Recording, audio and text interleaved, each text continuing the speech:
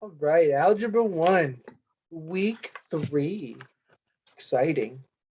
Hopefully you found out there's no quiz for week 2 because we're map testing.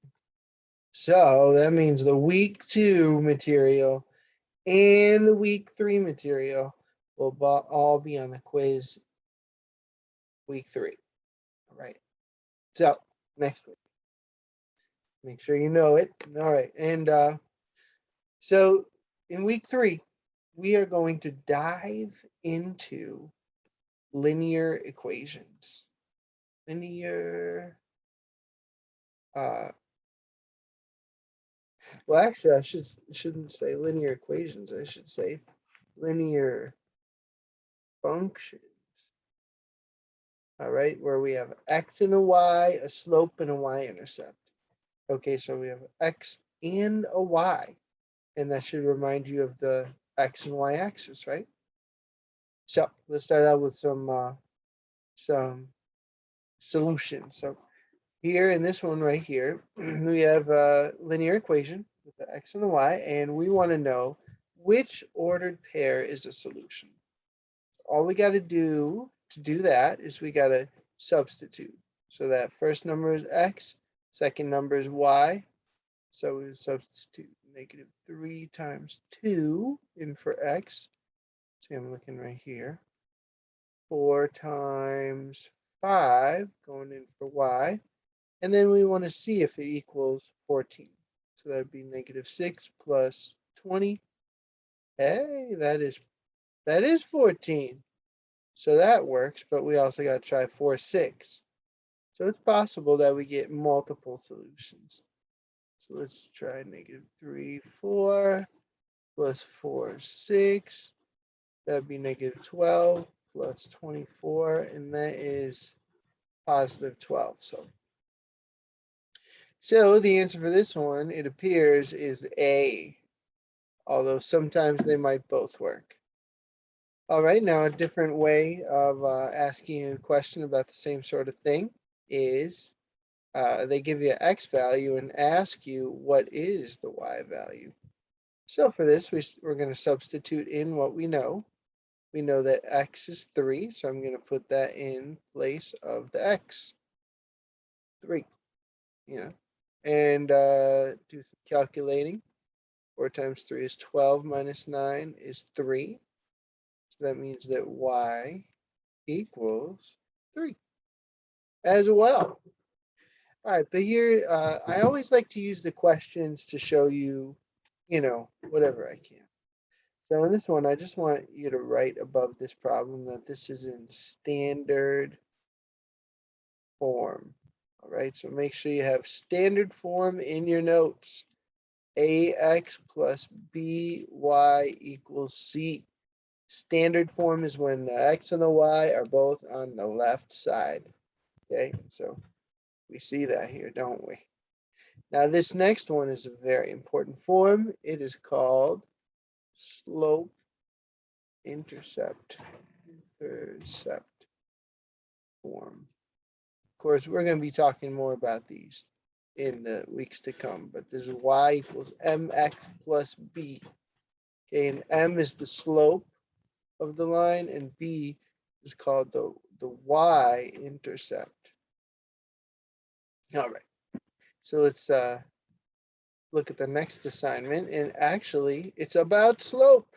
Okay, so you see slope should make sense. It's like we go on ski slopes or something like that, and then this your slope can be steep, it can be more flat, but the slope is just describing the steepness of a line, right?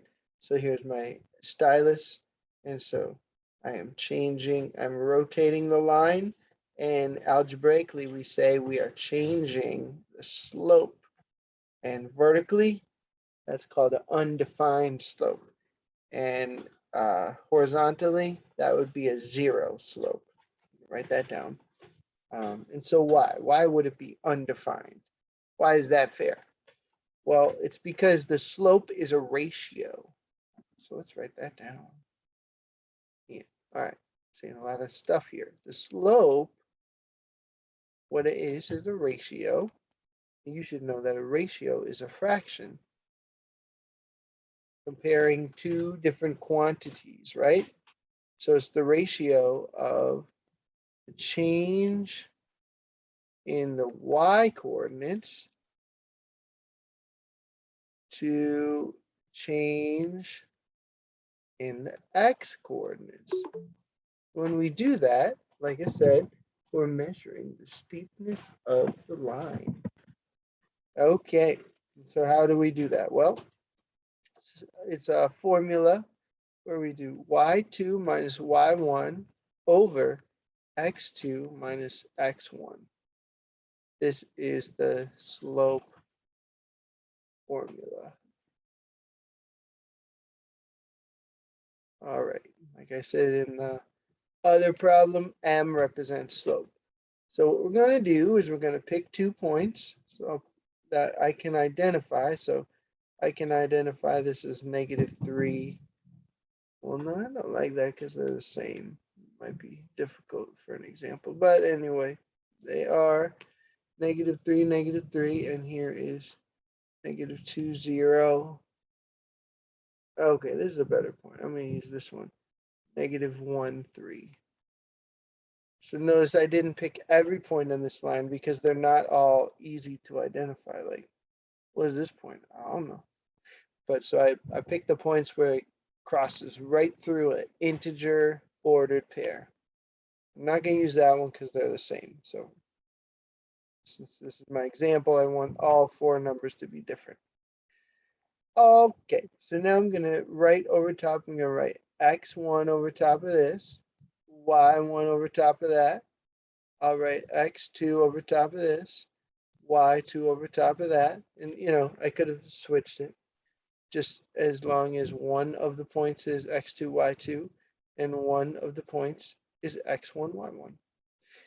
And now I'm going to substitute those into my formula. Okay, so going down here, so y2 is 0, y1 is 3, x2 is -2, and x1 -1, so minus -1.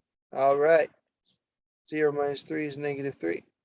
-2 minus -1, well, I'm going to rewrite that as -2 plus 1, which is -1. -3 divided by -1 is +3. The slope of this line is +3. So let's do that again, and let's see if you can write down the steps from what I'm saying in your own words. We'll write down the steps in class 2. All right, so I'm going to pick 2 integer ordered pairs. Step 1, pick 2 integer ordered pairs.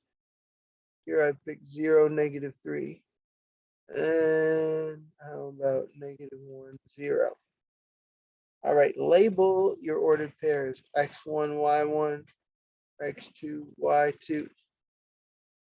Write down the slope formula. y2 minus y1 over x2 minus x1. Substitute in your ordered pairs. y2, -3 minus y1, 0, over x2, 0, minus x1, -1. -3 minus 0 is -3. 0 minus the -1 is 0, plus 1, which is 1. And so this time it's -3.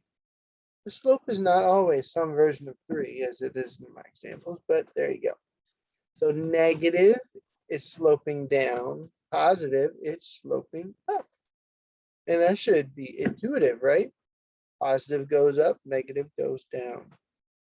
All right. Moving right along, we have 2 more assignments here. So graph a line with a slope of -3 that contains the point 4, -2. Okay, so the first thing we can do this. All right, we're going to graph the line. It's going to have a slope of -3. That means it's going to be going down. And we're going to start out. Our first step is going to be putting that point 4, -2 on the line. Man, they cut off my 4 here. 4, -2 must be like right around here. say that this is 4. Okay, and the slope is -3. So what that means is -3, and I'm going to put it over 1, right? So this means we're going to go down 3 and right 1. So, or up 3 and left 1. Okay, so I can't actually go right because I'll be off the graph. So I'm going to go up 3, 1, 2, 3, and left 1. And I could do again, 1, 2, 3, and left 1. And you see, we have our straight line. And then we just kind of draw it all the way. All right, so this one is a little nicer. Except cut off my 4 again. But anyway, it has a fraction already. So we go up 1 and right 2, or 1 down and 2 left. Okay, but we're going to start at this point here, 4, 3. We'll put a point at 4, 3, approximately right there. And we could go up 1 and right 2, but I'm off the graph, so I'll go down 1 and left 2. Down 1 and left 2. And you can see we get this line, and it has a positive slope of 1/2. All right, so give that assignment a try, post in the organizer about it, and we'll pick up from there in class. Now, last one, slope from a table. So this is easy because they give us 4 pairs, and for our slope formula, you just need 1 pair. So subtracting the y values, and I like to go like this. So how do you get from -4 to -3? You add 1. How do you get from 2 to 5? You add 3. So the slope is 1/3. Done. It's just another way to look at it, but we could also substitute in the formula. So it would be 5 minus 2, right? And then the bottom, -3 minus a -4. And then that's 3. I cannot believe that I put my run over my rise. It's 3 over 1. I'm glad that I'm doing it another way. Woo. Okay. -3 plus 4 is 1. And so that, ooh, good. Good save, Mr. Field. So it would be 3. Make sure you put, oh, but hey, teachable moment, right?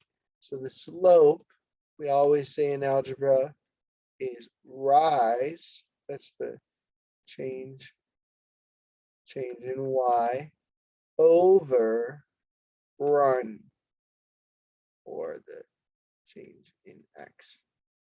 All right.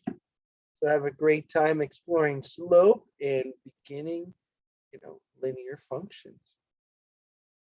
And post in the organizer 3 times by Wednesday night.